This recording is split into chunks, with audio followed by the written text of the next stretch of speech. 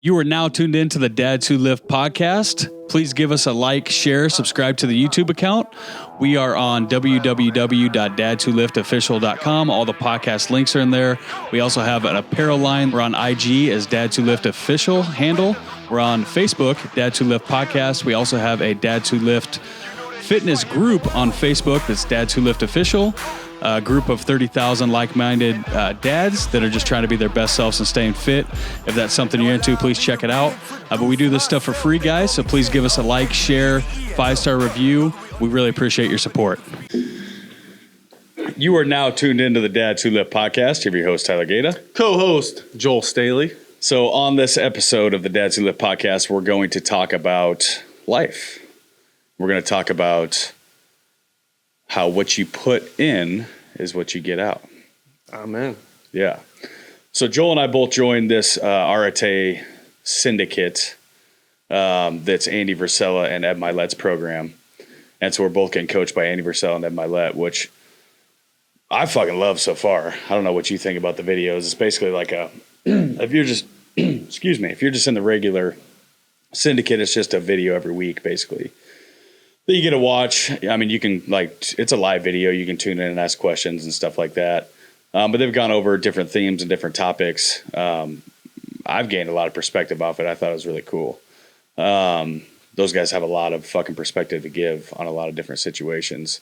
And they have a different, let's say, perspective on things than most people do. You know, it's more of a clear, fuck everybody else. This is what's true to me perspective. And so then they have this summit that they do that you have to actually buy a ticket to. You have to be an Arate member. You can only buy. They only sold 100 tickets to the summit. I think they haven't done a summit in like a year, right? Yeah, it's been a year. So, but they have this summit, and it's down in St. Louis at First Form's headquarters, and you actually get to do basically like live conferences or classes or whatever you want to call it with Ed Milet and Andy Versella at First Form headquarters. Bunch of dope speakers. Tim Grover there. Was David Goggins going this year? They don't actually list who the speakers are going to be, but they've list past speakers. So it's been like Jocko Willink, Tim Grover, David Goggins, Charlie Rocket. I mean, lots of fucking dope-ass speakers. And so this year they were saying that the speaker lineup's better than ever, which I'm sure that's what everybody says every year when they're trying to sell something. But it's going to be a fucking sweet deal. Even just to go fucking tour First Form is like a dream of mine. You know what I mean? And I'm on 75 hard right now. I'm on like day 39 or 40 of 75 hard right now. And it's just going to be cool to go there and actually meet Andy while I'm doing his fucking program. And everybody else, I mean, I'm sure there's other guys that are going to be on the program, but it's probably going to be a bunch of dudes just getting fucked up the whole time, like at the dinners and nights. And we actually go to Andy Versella's house one of the nights and have dinner. Then we go to the Versella Farms the other night and have dinner, like bunch of cool shit. I'm going to be like the only sober one there doing 75 hard. Probably not, but I'm sure not everybody's going to be on 75 hard. But this ticket was very expensive. 15 G's. 15 G's for the ticket. And I really didn't question it that much, but for a split second, I questioned if I should do this and buy this ticket. And I have the funds to do it. I understand not everybody's going to have 15 G's to be able to throw into a ticket. But what I will say on that topic is you get out of life what you put in. And people will go spend money on, $20 on Starbucks a day or this, that, or the other, whatever their vices are. Or I'll go buy a four-wheeler, or I'll go put rims and tires on my truck, or I'll go buy the new iPhone 12 that's $1,500. People spend money constantly on stupid shit that doesn't get them anywhere, but very few people invest in themselves. And the way that I saw this is like, man, I'll go drop 30 G's on a brand new Razor cash, no problem, which is like a UTV if you don't know, like a four-wheeler type deal. But then I'm sitting there questioning if I should put $15,000 into my own growth and development. And not only is it cool to meet all these guys that I'm going to meet, like the speakers and the guests, but at the same point in time, like, that's 100 other people that drop 15 G's on a ticket that are going to be there. Connections, dude. It's not only it's not about the speakers, it's who you're sitting next to, Everybody at this event, everybody at this syndicate is going to be beasts, the connections that I make through this trip are going to be guaranteed going to propel me forward in my future in my coaching career. You know, just think about the difference between if you go to like a Chamber of Commerce meeting where it's free to be there, or like $100 a month or $100 a year to be there, and the quality of people you get, the connections, everyone's trying to sell you their stuff and make like superficial connections. And then think about the connections you'll have with 99 other people who shell out 15 grand in this same experience. Those are the type of people you want to have in your network, and that you want to know your name and who you are and what you're doing, for sure. Yeah, they don't sell anything there either. Like, you buy this ticket and that's it. It's just about growth. It's an event about growth and connections. Like, they don't try to sell you on another program there like a lot of people do. That's not what they do in Arete. And Joel, to be fair, Joel wanted to go. He was trying to go. Well, to be fair, I fucking pussied out at first. I saw the price tag and I was like sticker shock, because you're expecting an event. We went to that, what was that shit called? Alpha. Yeah. Menfluential. Menfluential, yep. And what was it, like a couple $100 or whatever? And it was an awesome time. Right. So I was thinking, all right, well, Arte is bigger. What's it going to be? $1,000, 2,500 max. And then I saw it was 15 grand. And I didn't even see like you got to go to Andy's house and all this cool shit. I just saw the 15 grand. And I was you didn't even see the speakers. You just saw the 15 G's and you were like, 15 grand. I'm out. I felt like they were gouging at first. Yeah. Before I really talked to you about it. And that's what I love about our relationship. I've mentioned before is that you have the ability or the capacity to think bigger than I do. And that's why I love having you in my network. Right. Is because that's a superpower that I wish I had more of. And you get me out of my comfort zone a lot. But Appreciate it, man. After we talked about it, I was like, you know what, you're right. Especially if I get into shit, if you get a picture with Andy, that's a thing, yeah. Ed and that's testimonial towards your coaching program right there. Yeah. You know, like, oh, who is this guy? He's got pictures with all these fucking celebrities. Exactly. Man. That alone, not to mention the connections like you're talking about. That's when opportunities come up. You get the opportunity to invest in what other people have going on and these great connections. So after talking to you, I was like, you know what? That is a lot of money. But at the same time, would it be worth it? I think definitely. Right. So, yeah, you're right. Life circumstances. And then I think I waited too long to get a ticket anyway. But no, you could have still got a ticket. But you decided you were going to do it. And then it came down to, kid stuff. Yeah. So that's totally understandable. Family's always I will be at one. the fucking next one. Yeah. Hand across my heart, though. I will not miss the family's second always number one. So I totally get that. If children interfere with an event, that's obviously a no-go. But I'm super stoked and excited for this. I go down this Saturday. So day after this podcast drops, I'll be heading down to St. Louis, and, the event's like Sunday through Tuesday, I think. I got to try on all my suits tonight, 'cause I don't know. I'm still a little bit bigger than I was last time I wore all those suits. So I don't know if, shit's going to fit. I think my chest and my shoulders are probably a little bit too big for those coats now. Yeah. But I have to get some new shit made. But anyways, the point of the topic is not, or the point of the podcast is not that we're dropping money doing cool shit. The point of the podcast is I really want people to take a look at their lives and their actions and what they're doing, and look at how they're investing in themselves.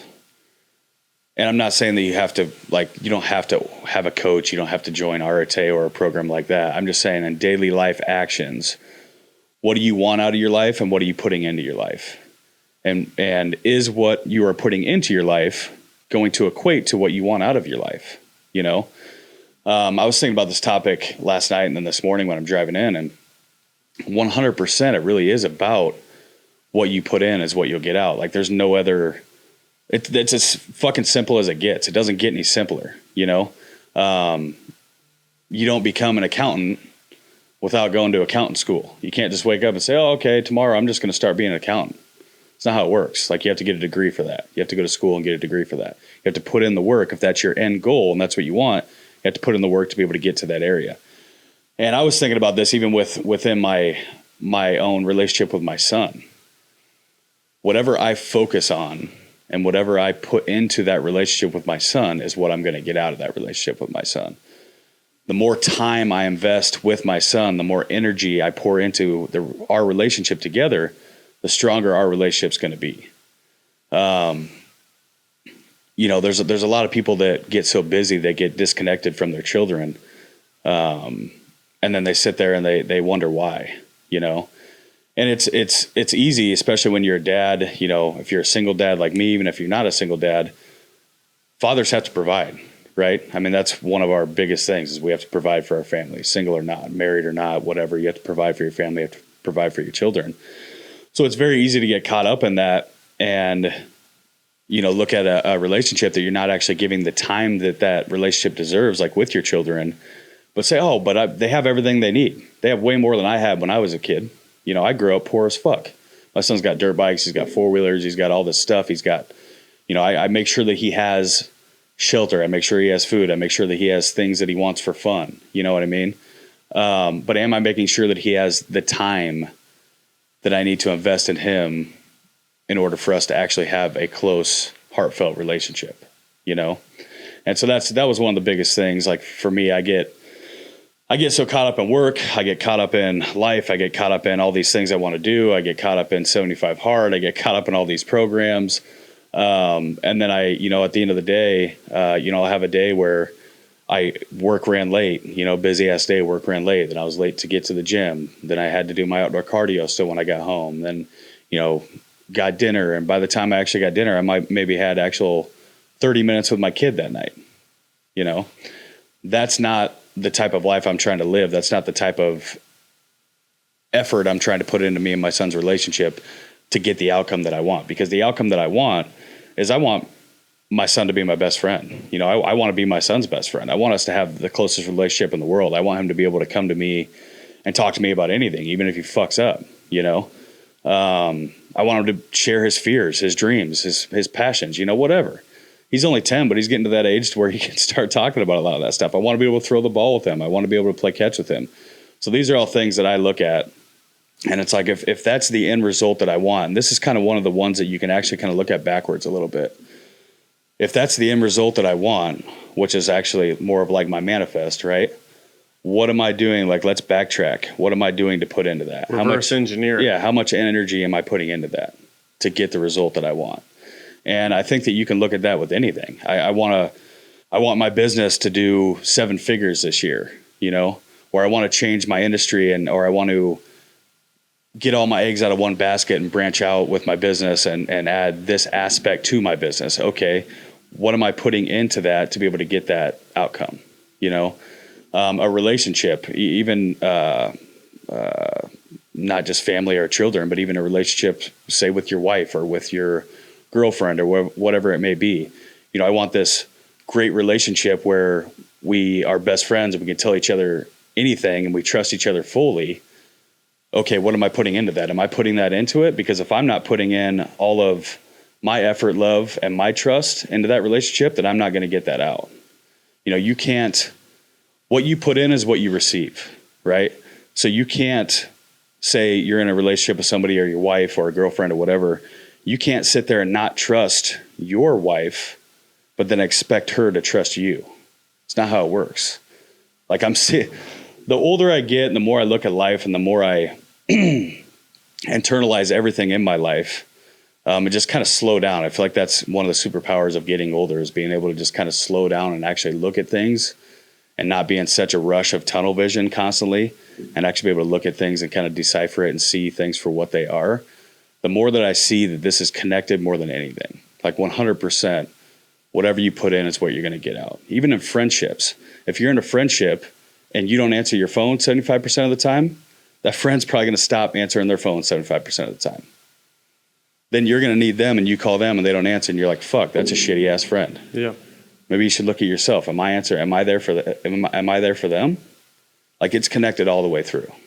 I think that's why fitness is such a great staple for people too that are going through tough times or just trying to become better, is because you can see a direct correlation when you are hitting it hard in the gym, you're being consistent, you're putting the right shit in your mouth, you're eating clean, doing what you're supposed to do, and the results come. Exactly. I mean, they take a while, but they're not overnight, but you can see measurable changes the more work you put in. Right. And then I know for me specifically, I was like, all right, well, if I put in this effort, this consistency in the gym and I get results, I wonder if that translates to other aspects of my life, business, relationships, literally everything. So it's exactly what you're saying.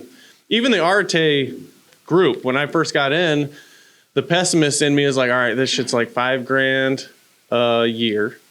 And we get a Facebook group and we get a video 3 times a month or maybe once a week, whatever it is. I was like, man, that's kind of a ripoff. But then someone made a post in there, you get out of this group what you put into it. And then I started thinking, man, okay, so a lot of great connections in here. Everyone else in here invested in themselves to be here. So they're growth-minded people. The videos are fire if you make time to watch those or catch the replay if you can't see them live. And then if I'm posting stuff in here, people are going to know who I am. Maybe you and I can get them on the podcast. We can grow that way, maybe be on their podcast, make like lifelong connections. But none of that shit's going to happen if I just say, well, I paid my $5,000. Now I'm just going to sit here and not put any energy into it at all. So I've been making an effort to submerge myself into the group and make connections and reach out to people. And I met up with a guy a few weeks ago that's local. He's also in it. And we went out and had a couple drinks, and man, super cool guy. I learned a lot from him. And what's really killing it too, isn't he? Young, killing it. Yeah. He made $70,000 in April. Dude's like 26, 27 years old. So killer. But yeah. And what's also nice is, you find out, and you always hear this when you're first starting out, and you're like, well, maybe not. The more success you see and the more growth minded you are, and you just want to become the best version of yourself, you notice less and less people you can have the type of conversations that you want to have with. So if you're building a business or trying to save money or trying to build the perfect physique or whatever aspect you're measuring success in your life, and that's what's important to you, and you're still hanging around people that are talking about like some crazy shit in high school that happened, or bitching about like their job, or bitching about whatever they're at in life, you get sick of those conversations. They don't appeal to you anymore. You don't want to focus on that negative shit. So whenever you can find a community of people that want to talk about success and stuff that you're actually passionate about, I mean, it's very valuable, because it seems to less and less people you can talk to, the more success you see, or the more self-development you start getting into. Have you noticed that? Or dude, actually, I'm glad that you brought it to that point, and I knew that it was going to come to this point. I try not to make this point because we've just had so many different podcasts on this point, but it really is so imperative who you surround yourself with. You know, like it's very difficult to stay in a growth-minded mindset if you're not surrounding yourself with growth-minded people. And I 100% agree. There's certain people where you'll try to have certain conversations with, and they're just never going to understand it. Like it's Chinese to them. You know, they speak English and you're speaking Chinese. They're never going to get it. And in those scenarios, it's just a waste of your breath. Yeah. It's a waste of time. I found myself in that position the other night with a family member. We were talking about certain mandates, and I'm under the impression everyone realizes some certain things are goofy. Right. And then this family member is like, well, one of my friends' dads had a heart problem. He ended up passing away. So I think it's fair that everyone has to abide by this certain mandate. I'm like, okay. So he had comorbidities.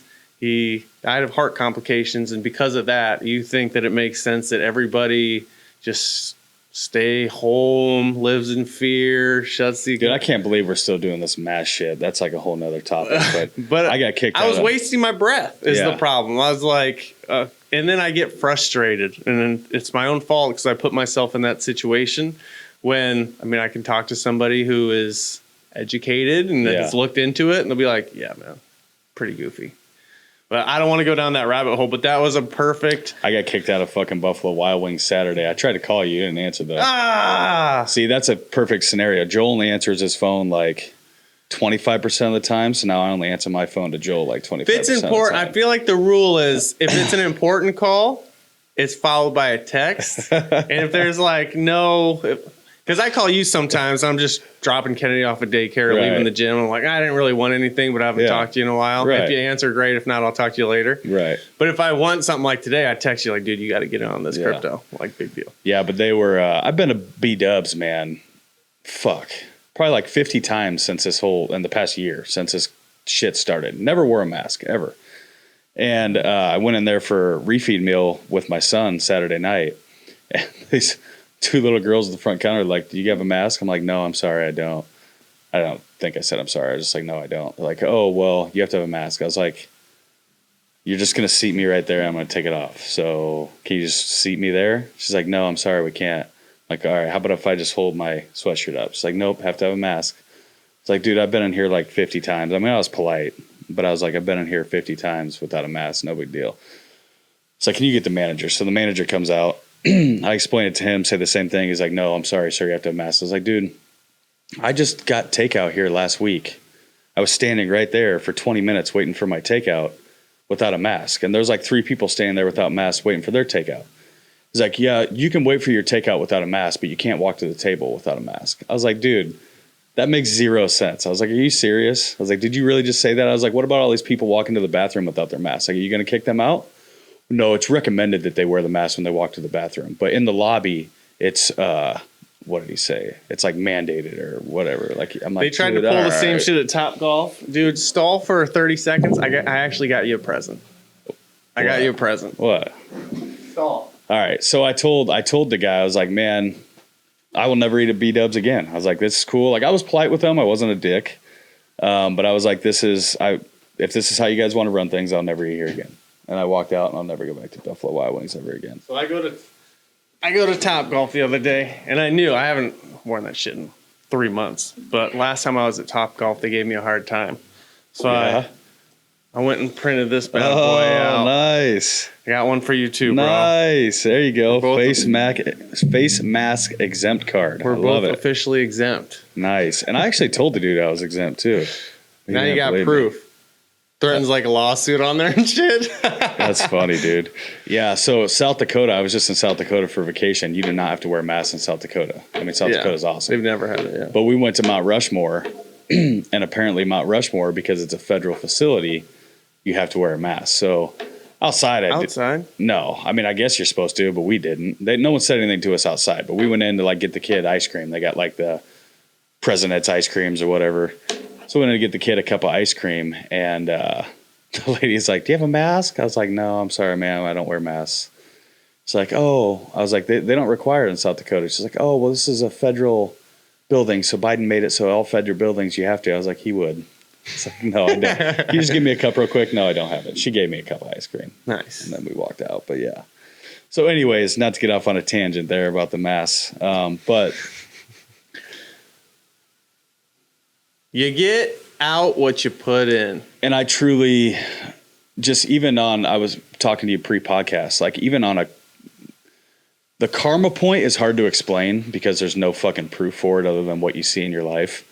But I truly believe even on I don't know if this is even a word, a karmic standpoint, like to deal with karma, I think that this is true too. Like whatever you put out into the universe is what you're going to receive back to the universe. Like, if you're nice to people, people are going to be nice to you. If you give back, people are going to give back to you. It's like, whenever you start paying for the guy's meal behind you in the line at Starbucks, or there's coffee behind you in the line at Starbucks, the next time you go through, someone paid for yours. It's like just whatever you put out is what you're going to receive. And I truly believe that if you are a shitty person, you're going to get shitty people back to you in your life. And if you are a good, honest person with good morals and values, those are the type of people that are going to come back to you in your life. Well, it only makes sense. Think about what I just said. So I'm trying to find people that make me better and that I can have deep conversations with and talk about success and the stuff that I'm passionate about. Right. So why, knowing that, would I seek out somebody who's constantly negative and wants to bitch about their current circumstances? Like, I wouldn't. So it only makes sense that the only people that are going to gravitate towards those people are other people that want to bitch and complain, and negative just breeds more negative. Right. Or when you are seeking out positive shit in your life, then sometimes it takes longer than we'd like, but I think you're 100% right. It always, you find even like when you hear like relationship wise, you ever hear that saying, like if one person in the relationship's cheating, the other one probably is too? I haven't, but no, makes sense. I've heard that a bunch of times. Laurel's shaking her head. She has too. It's just like whatever you get out is whatever you put in is whatever you're going to get out. It's just like that scenario of, I do think that the fitness is a good example because it's tangible. It's something you can actually see. But say you want to lose weight, right? You start going to the gym, you exercise, you start tracking your macros, you eat in a caloric deficit, you eat clean, you start losing weight. Like that's a tangible thing that you can actually see. You put in the work and then the result comes. Some of this other stuff isn't as tangible. Like it's harder to see, like, you know, relationship wise or friendships or even with our children. A lot of times it's harder to see that we're the problem, that, you know, why is this relationship so shitty? Why do me and my son not get along like we used to? A lot of times it's easy to put that on the other person. Well, he's 10 now. He doesn't like me as much, or he's a teenager now. So he's got other things he's interested in, where that's usually probably not the case. It's actually probably like, all right, what have I been putting in? You know, like what have I been putting into that relationship to get this result that's happened over here? So, and it's money wise too, work wise too. Like you want to start a company, do you want to get to a different area in your life? You know, if you're starting a company and grinding, you know, when I first started my company, I grinded my ass off. You're probably not going to be at the bars every weekend. You know, maybe you're one of those guys that can still get to the bars every weekend and start a successful company, but I couldn't. I mean, I worked sun up to sundown every fucking day and most weekends to start my company, you know? And it's about goals and values and where you want to be in life. And assuming responsibility. Yeah, exactly. And determination, you know? But there's so many people that I see around that want this result that we'll just call like gold, right? They want the gold result. They don't want to they don't want to put in the gold actions. Yeah. You know, like they want the gold life, but then they're still partying every night and every weekend, you know, and like their posts are about getting fucked up on social media. Like, you know, their posts are about taking shots with their roommates or whatever they're doing, but yet they think that they're going to get to this super, you know, this super extravagant life that nobody else has. You know, I've grown so much. It's even in this last, you and I used to drink a fucking lot. Oh yeah. I mean, you still shots drink of tequila every once in a while, but I really don't even drink much anymore. And I was thinking about that too. Like even just on this last, I'm doing 75 hard right now. And this is my third time doing 75 hard. Second time for the 75 day one. I did 75 hard, then phase one, and now I'm doing 75 hard again. But this time through 75 hard, it has been the easiest fucking program ever. It's like I'm just used to it. Like my body's adapted to it and it feels so good. And it's so like I'm so driven towards everything that I want in life that I don't even care or miss anything else. I mean, I still go out and do activities. I played volleyball for 2 hours Monday night, did not have one drop of beer, liquor, anything, and everybody else is at volleyball getting fucked up. I bet you got better as everyone else got worse. Yeah, during the and games. So it's not that like this summer, it's not that once I'm off 75 hard, I won't have drinks. Like I'll have some drinks for 4th of July or whatever. But the point is that I'm just so focused on the result that I want in my life and where I'm heading that I'm also like cognizant and super focused on what I'm doing and what I'm putting in. You know, I want to make sure that where I'm at, what I'm living in my day to day matches the result that I want. And that's really where it comes down to. Like you can't live in the past. You have to have a vision for the future, which is manifesting so that you know where you're going, but you also can't live in the future either. Like if you live just completely in the future, you'll never actually do the task today in the present to get you there. And that's where the money is. Like the whole point to manifesting or getting to where you want in your life is being able to, yes, see it in the future and picture it as if it's already there, because then you believe that you'll have it. And I do think that there's something there with the universe as far as like manifesting, picturing it like you already have it. It's basically giving vibes out to the universe like, yes, I own this. This is meant for me. And I do believe that things do come to you and opportunities come to you through that.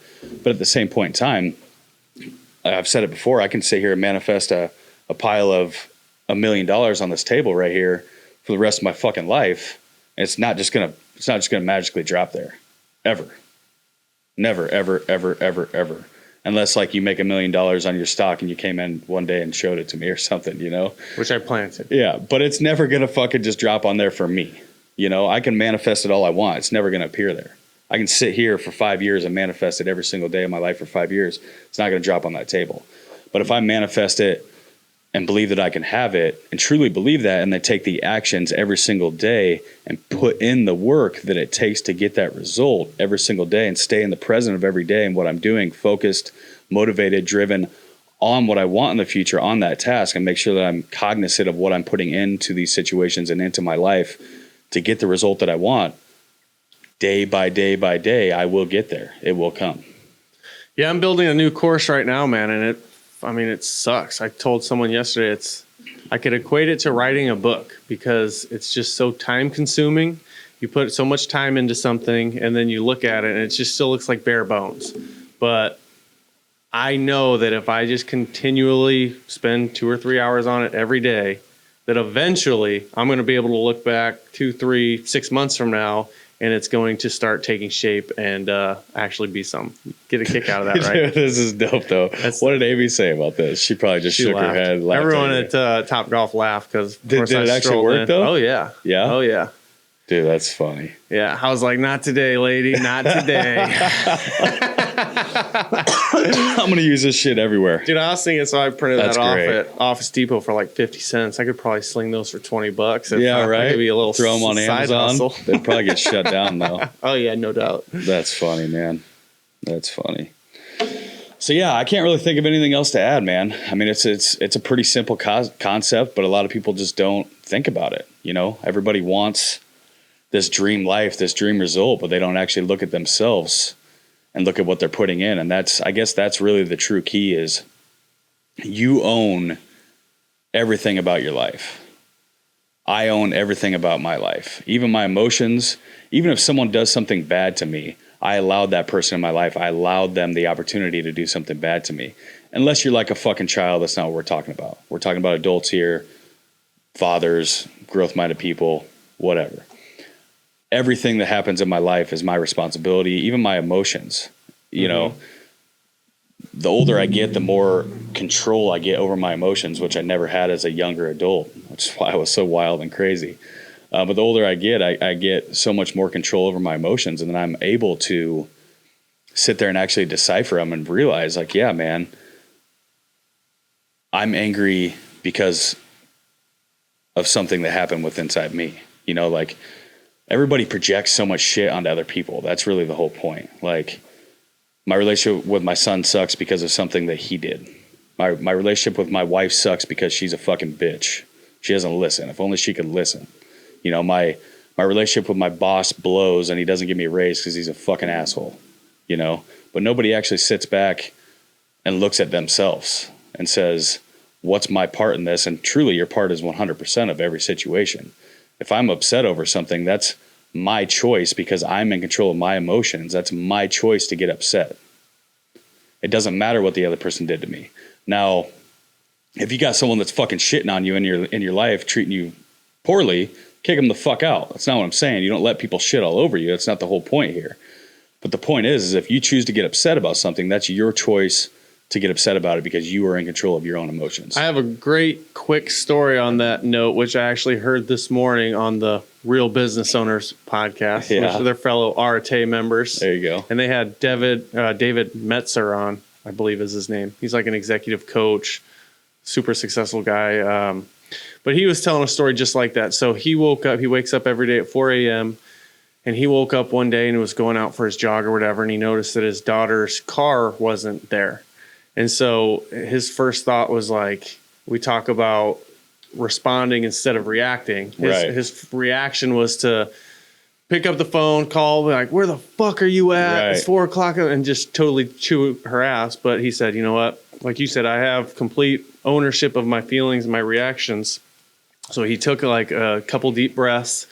He's like, all right, called her. It's like, hey, sweetheart, I don't see your car here. Where you at? And she's like, oh, I'm upstairs sleeping.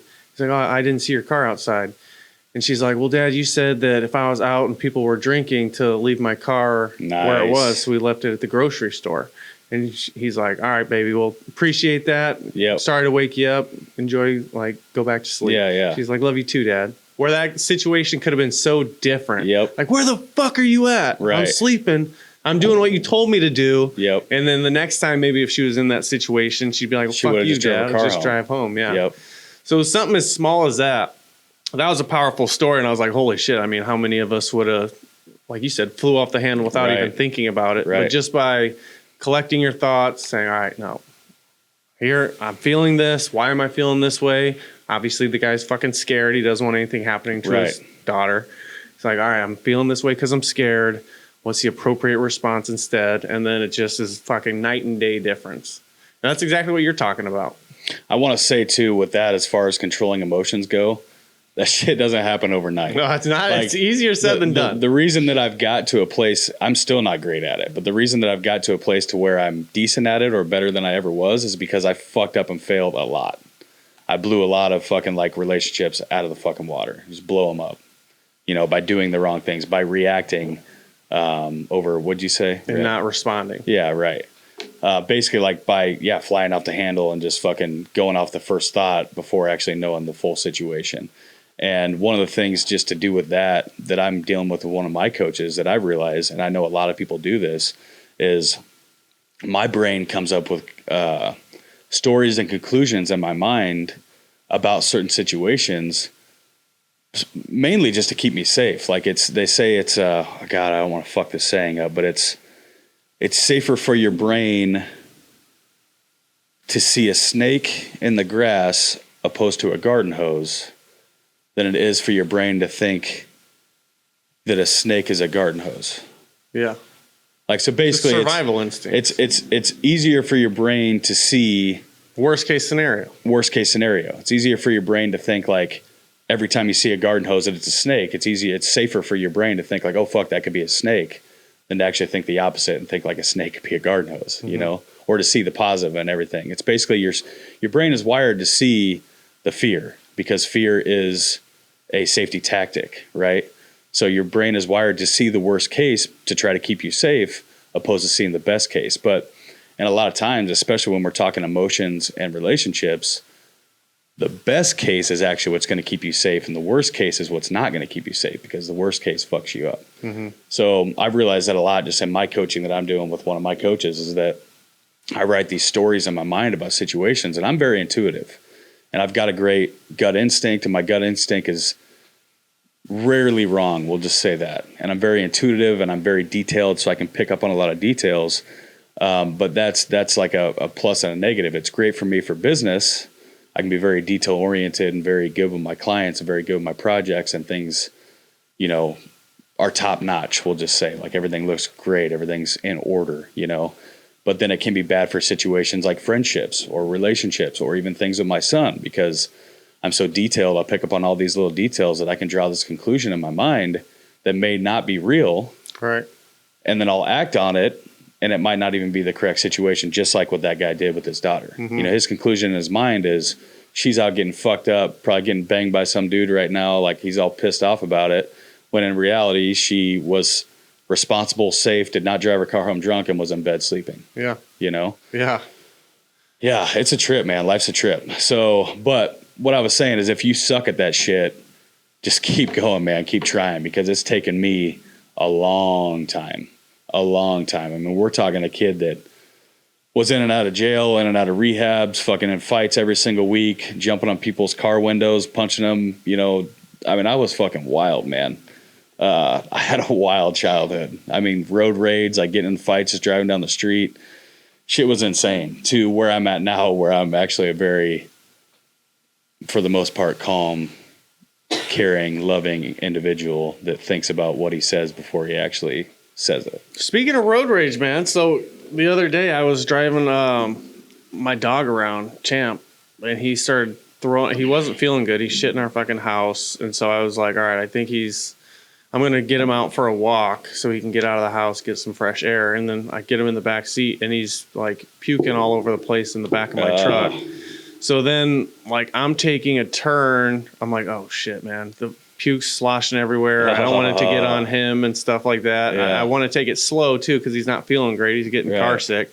So like, I'm rounding a corner slowly to like make sure he's all right. And then of course the fucking jackass behind me is like, hurry up, I got places to be. And you never know, even the road rage, like you don't know what the fuck that person, like there could be a legitimate reason why this guy's rounding the corner a little bit slower, or not driving as quickly as you'd like, or maybe even gets into your lane, whatever it is. Yeah.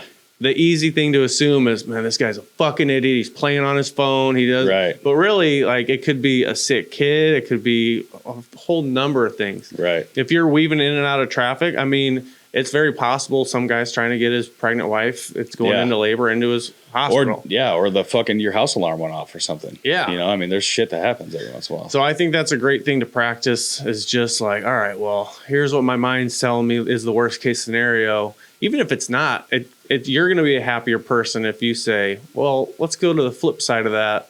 What could possibly be the reason that this is actually happening? And then you can empathize with that person. Then you're not getting fucking angry. And then you just, if nothing else, you have a better day. What I've realized, like, emotion wise, is you will never know what anybody else is truly thinking, ever.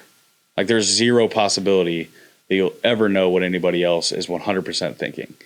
And so, you know, a lot of people will project that onto other people too. Like, oh, they did because of this action, they must have been thinking that, or they don't really give a fuck about this, or blah, blah, blah. That's not always the case. It's not. Like, most people don't even know what they're thinking most of the time, but yet you think you know what other people are thinking. Like, it's just not the case. Yeah. So everybody has their own life and their own experience.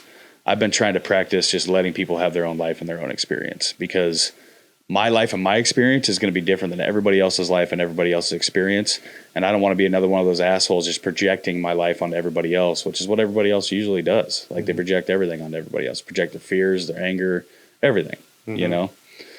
So it's weird, man. It's a trip. Like, it's really weird getting older and actually being in this growth minded space where I can take the time to slow down, actually look at my life, my actions, my thoughts, people around me who I want to have in my life, who I don't want to have in my life, like, you know, where things are actually propelling me, where things are taking me.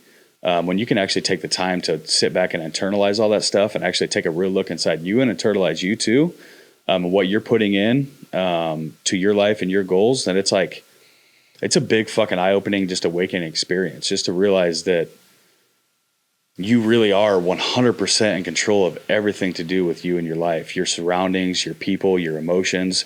Everything is 100% on you. And so many people play that victim role, man, where it's not, nothing's on them. Nothing's on them. Everything's everybody else.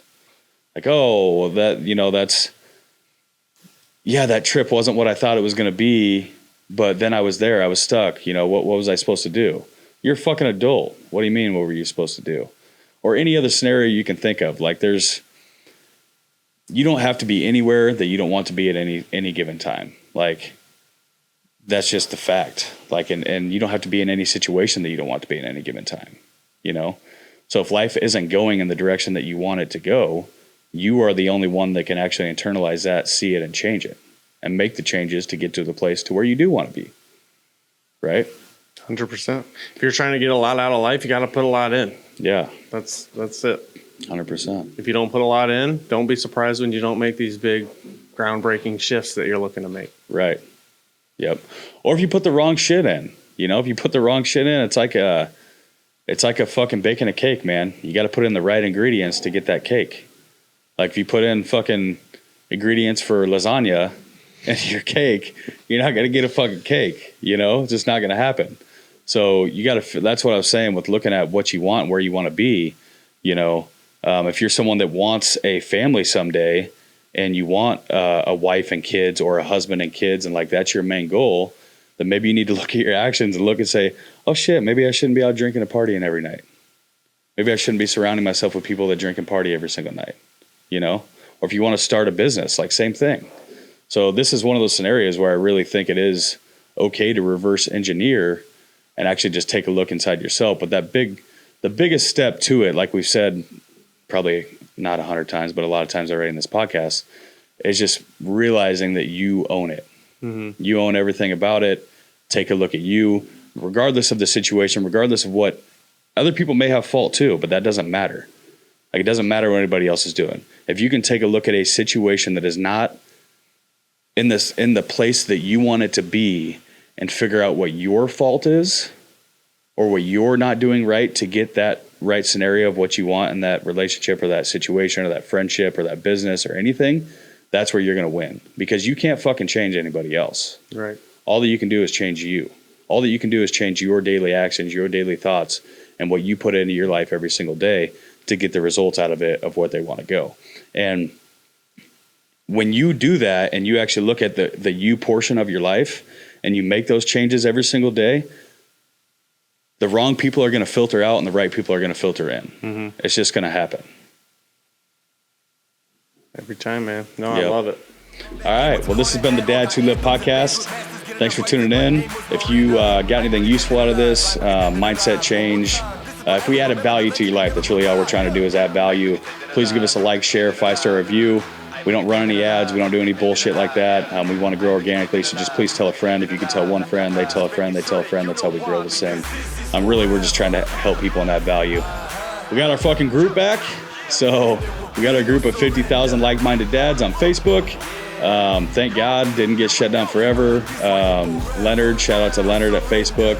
Leonard Lamb for coming through and helping us out. We had some connects from our New York trip on Facebook that looked into it for us and got shit back on track for us. So, Facebook group's back up. 50,000 dads, like-minded dads, just trying to be their best selves and stay fit at the same time. If that's something that interests you, check it out. It's Dads Who Lift Official on Facebook, and that is a group. We're also on IG.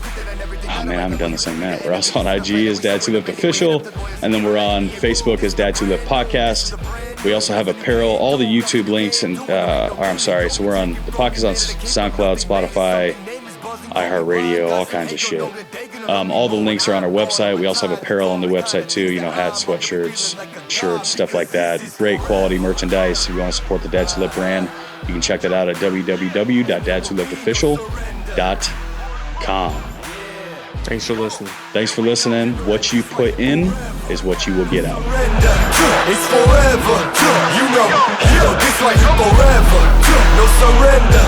It's forever, this life forever. I'm bigger dead than alive, I'm bigger dead than alive, dead than alive, yeah. I'm bigger dead than alive,